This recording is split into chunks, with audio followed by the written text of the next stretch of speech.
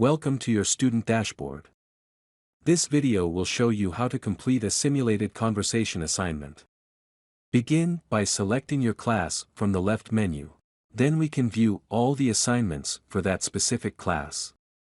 If the assignment is red on the left, that means you have not started the assignment yet. If the assignment is yellow, that means you started the assignment but did not submit it.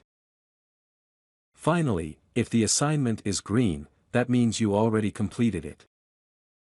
Let's complete the first assignment. Click the assignment and then select Start Assignment to begin. Begin by inputting your name and email address. This information will appear automatically if you have a student account. Then select Start Assignment. Next, you should select Verify Functionality to test that your device will work with this assignment.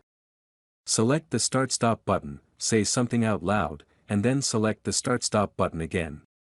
Select Yes if you can hear your practice recording. You are now ready to begin the assignment. On the left side, you will see all the questions for this assignment. Begin by selecting Start for question 1. Your teacher's question will start automatically. After the question is finished, you will see a 3-second countdown in the bottom left and then your response recording will begin automatically. Hola, buenos días, señor.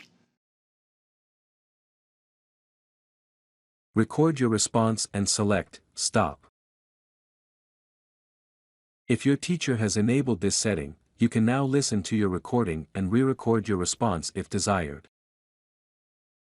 Continue the assignment by recording a response for each question. If you have any issues while completing your assignment, please refresh the page. Refreshing the page will not delete your progress.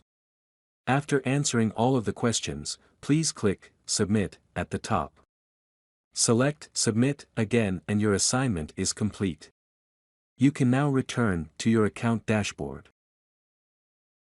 From your account dashboard, you will now see that assignment marked as complete. After your teacher provides feedback, you can see this by first selecting the assignment, and then select View Response.